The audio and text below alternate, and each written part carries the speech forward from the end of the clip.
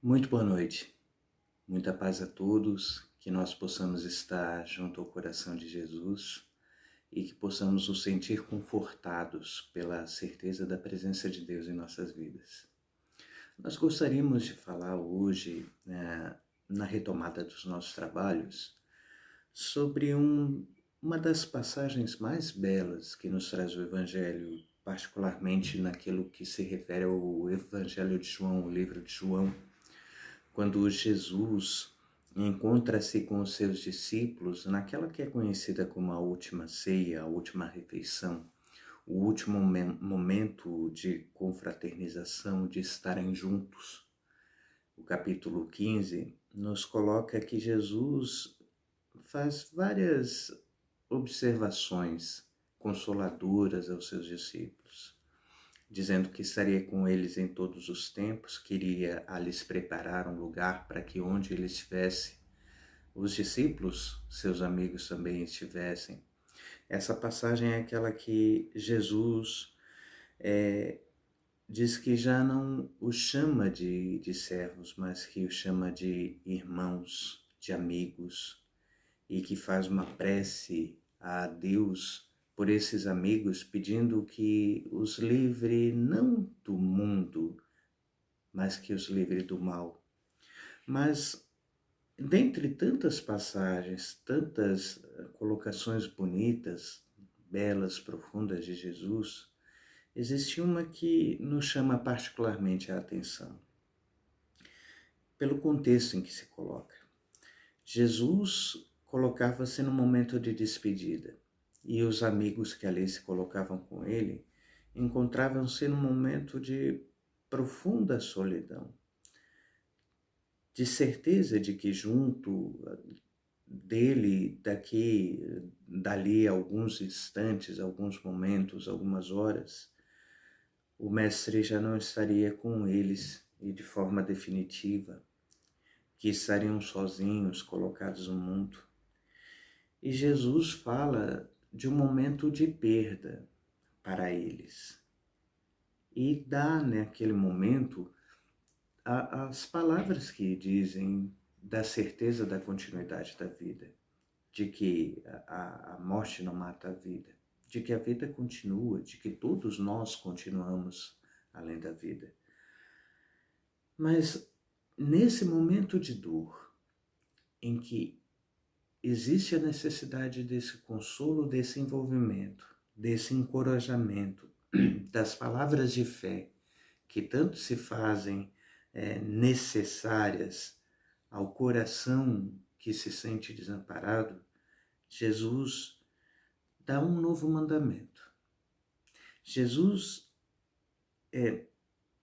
dá um novo direcionamento a eles, dizendo: novo mandamento vos dou, que vos ameis uns aos outros como eu vos amei.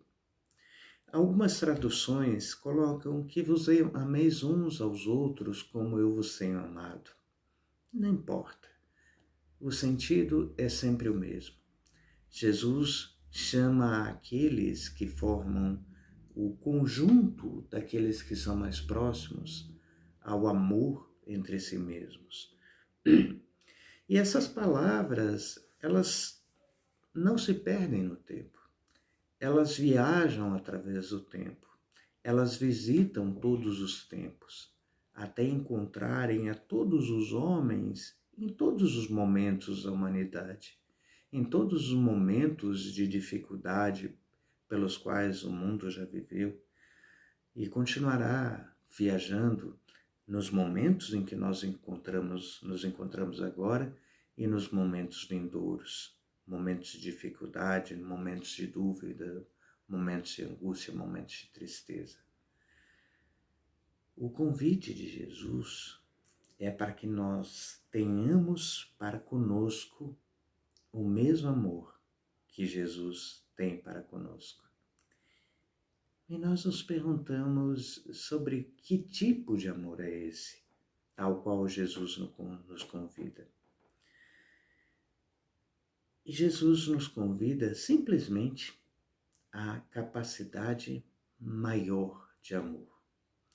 Se nós observarmos toda a história do convívio de Jesus com os seus discípulos, nós veremos alguém que orienta, alguém que se aproxima, alguém que abraça, alguém que envolve, alguém que vai até aquele que tem necessidade, que descobre as necessidades íntimas, aquelas ocultas no coração dos seus amigos. E veremos Jesus também trazendo os seus amigos até ele. Naquele convite também contido em Mateus: vinde a mim todos vós que estáis cansados, sobrecarregados, oprimidos, e eu vos aliviarei. É a certeza da presença, é a certeza do estar junto, é a certeza de ter alguém com quem contar nos momentos sempre mais difíceis. E que momentos difíceis nós estamos passando agora. Mas Jesus não referia-se somente aos momentos das perdas físicas. Jesus referia-se aos momentos das incertezas nas provas morais, também nas provas físicas, mas acima de tudo nas provas morais. Naqueles momentos em que nós nos sintamos sem chão, em que nós nos sintamos desamparados, em que nós nos sintamos desiludidos, em que nós sintamos o não pertencimento. Porque existem momentos em que nós sentimos que nós não pertencemos a esse ou aquele lugar. E é interessante a forma com que Jesus coloca esse convite ao mundo. Jesus poderia ter feito esse convite, trazido esse novo mandamento, nos momentos em que estivesse cercado da multidão. Porque esse não é um convite tão somente aos seus discípulos. Esse é um convite, esse é um mandamento que é colocado a toda a multidão de homens. Então, por que Jesus não fez isso nas palavras do Sermão da Montanha, nós nos perguntamos? Por que não escolheu essas palavras, talvez como as últimas a serem ditas quando ele se encontrava no alto da cruz? Porque aquela reunião íntima para difundir esse novo mandamento. Nós precisamos lembrar o contexto dessa reunião. Era um contexto em que Jesus anunciava a sua partida, todo o sacrifício que viveria, todas as injustiças de que seria vítima, todo o julgamento sem base moral, sem base de verdade, sem base ética, sem base de justiça, todas as humilhações. Jesus falava disso, mas também Jesus falava da necessidade de que os seus discípulos estivessem com ele e que fossem com ele como uma árvore, em que Jesus era a árvore central e os discípulos seriam os galhos nascentes dessa árvore, os galhos que trariam os frutos. Isso Jesus faz no sentido de recomendar que esses discípulos continuassem o trabalho de divulgação da Boa Nova. Mas Jesus não refere-se somente ao ir e pregar. Jesus não refere-se somente à necessidade de expulsar os demônios naquilo que nós entendemos hoje como o trabalho de orientação aos espíritos necessitados, nos nossos trabalhos de desobsessão. Não falava tão somente do curar os doentes. Não falava tão somente do restabelecer da justiça. Não falava tão somente do restabelecer da saúde física. Não falava tão somente da necessidade do encaminhar daqueles que já haviam desencarnado, através das nossas atenções aos familiares, através da nossa prece àqueles que haviam deixado o mundo recentemente. Mas Jesus falava da necessidade de entendermos o mundo como sendo esse trabalho no mundo como sendo o plantio do Evangelho que deve ser feito não somente em palavras, mas sim através de atos de vivência. Essa necessidade de ir ao mundo e pregar é nessa necessidade de ir ao mundo e colocar a sua visão de sentido de necessidade de boa nova, nos coloca da necessidade do entendimento de que nós deveremos ser portadores da lei de Deus, que é a boa notícia trazida por Jesus, a todos os momentos e todos os instantes onde quer que nós estejamos. Mas nessas colocações que Jesus dá, ele faz esse convite para que aqueles que estejam naquilo que nós chamamos de círculo dos trabalhadores possam amparar-se uns aos outros. É interessante ver que Paulo, o apóstolo, em vários momentos faz essas mesmas colocações, através das suas cartas, através das suas epístolas, na qual orienta as comunidades cristãs formadas e que se formavam, jovens que nasciam naqueles instantes, naqueles momentos, e que algumas haveriam de perpetuar-se, de replicar-se, de expandir-se, enquanto outras haveriam de fatalmente apagar-se com o tempo. Mas essa notícia, esse mandamento, coloca-se aquilo que Paulo chamava de igrejas, e que nós entendemos hoje não como sendo os templos de pedra. Porque por igrejas talvez nós pudéssemos julgar as casas nas quais se fazem os cultos, as casas nas quais se fazem os rituais, as casas nas quais se fazem as práticas. Mas o sentido de igreja para Paulo era o de comunidade. Quando Jesus diz a Pedro que sobre ele formaria a sua igreja, Jesus não falava de uma religião ou de uma seita. Jesus falava de uma comunidade, no sentido de reunião daqueles que são comuns. Reunião daqueles que unem-se em um objetivo comum, em uma tarefa comum, em um trabalho comum. E nós podemos dizer assim que as comunidades cristãs são aquelas em que nós nos reunimos em nome de Jesus nos trabalhos em que fazemos. E quando Jesus nos diz que onde 2 ou mais estiverem reunidos em seu nome, ele ali estaria, nós vemos mais uma vez esse conceito ser quebrado, o conceito que nós trazemos de que uma comunidade só pode ser feita quando nós estamos reunidos em um mesmo local, debaixo de um mesmo teto, executando as mesmas palavras. E Jesus nos tem mostrado, através do momento que nós estamos vivendo, que a comunidade, ela se dá muito mais do que, muito além do que em uma casa de pedra, na casa dos nossos sentimentos e dos nossos corações.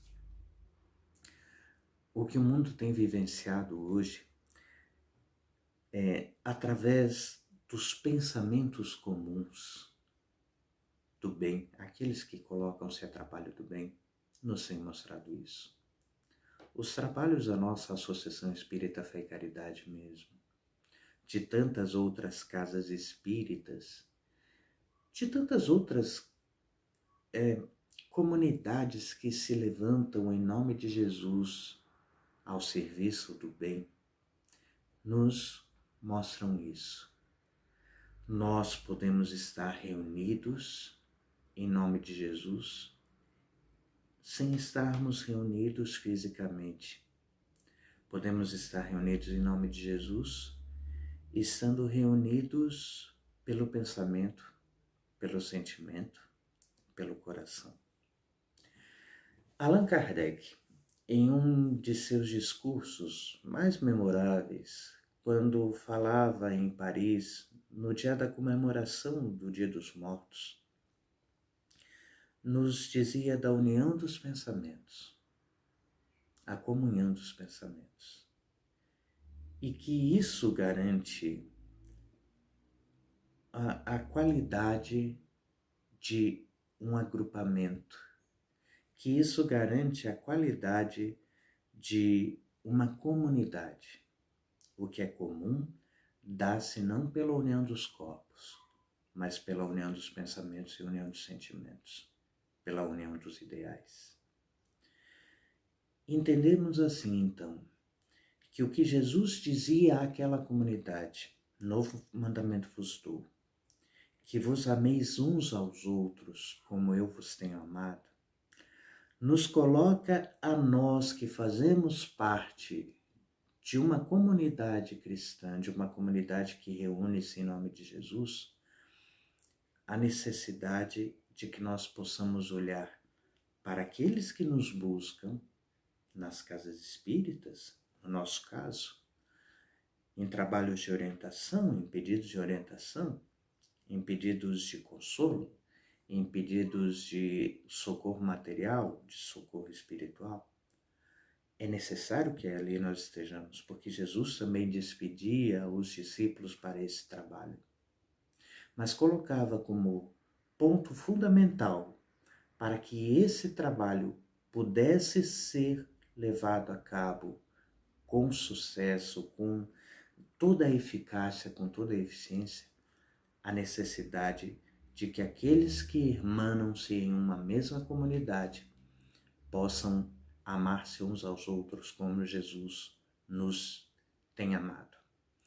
E isso nos traz a responsabilidade de entendermos que nós precisamos, além de olhar para aqueles que nos buscam de fora, olhar para aqueles que estão ao nosso lado, dentro de nós, nos nossos corações, nos nossos pensamentos, dentro do nosso círculo, que tantas vezes são os necessitados que nós não vemos.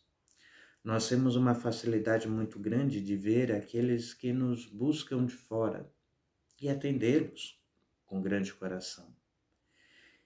Mas temos uma dificuldade muito grande de entender a necessidade daquele que está ao nosso lado. E os grupos espíritas não podem esquecer esse mandamento de Jesus. As casas espíritas não podem esquecer esse último mandamento de Jesus. Que nós nos amemos uns aos outros como Jesus nos tem amado. Isso equivale a dizer que nós que nos reunimos em nome de Jesus para auxiliar aqueles que nos buscam, precisamos também estar atentos sempre àqueles que nos cercam, aqueles que ombreiam conosco, aqueles que dividem conosco as atividades que fazemos em nome de Jesus, em nome de Deus. Aqueles que com os quais nós compartilhamos as atividades que nós realizamos sempre que abrimos os nossos trabalhos, os nossos estudos, em nome de Jesus. Nós precisamos ter olhar de amor para estes, cuidado para com esses, coração para com esses, presença para com esses, estar onde eles estejam, ainda que à distância, ouvi-los, encorajá-los, dar a certeza da nossa presença também, porque nós também necessitamos disso. É esse o convite de Jesus. E a isso nós pedimos, que possamos em Deus ter a coragem de sermos verdadeiramente discípulos, verdadeiramente trabalhadores. Que nós possamos em Deus ter a coragem e a capacidade, sim, de trabalhar no mundo, de trabalhar com aqueles que nos buscam no mundo, necessitados de todas as formas. Mas que não nos esqueçamos jamais, jamais, daqueles que estão conosco. Que tenhamos a capacidade de compreendê-los, de senti-los, de entendê-los, de perdoá-los pelos seus erros, pelas suas falhas, de garantir-lhes o direito à ideia divergente, de garantir-lhes a opinião que não seja a nossa, que tenhamos a capacidade de abraçar com braços físicos. E lembramos que a espiritualidade nos trouxe certa vez em uma reunião de aniversário dessa casa, que um novo ciclo se fazia necessário, um novo período se fazia necessário. Aquele no qual, além dos abraços físicos, muito além dos abraços físicos, no qual nós pudéssemos abraçar as almas e abraçar com o coração, abraçar com os sentimentos. Muita paz a todos. Que Jesus possa ser entendido por nós como verdadeiramente o nosso guia, o nosso norte. Muita paz.